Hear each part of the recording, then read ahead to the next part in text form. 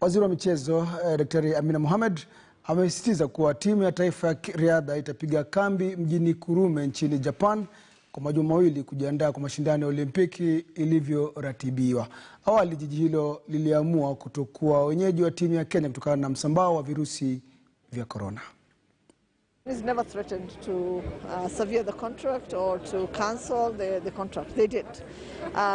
So I think that we were able to clear that very quickly through phone calls, through engagements, both with Tokyo, the embassy here in Nairobi, to make sure that it was actually a misunderstanding and that it wasn't real.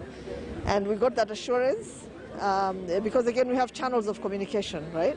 In the same way that we entered into the contract, through the government avenues that existed, through the embassies, through the ministries that exist, the Ministry of Foreign Affairs, Ministry of Sports.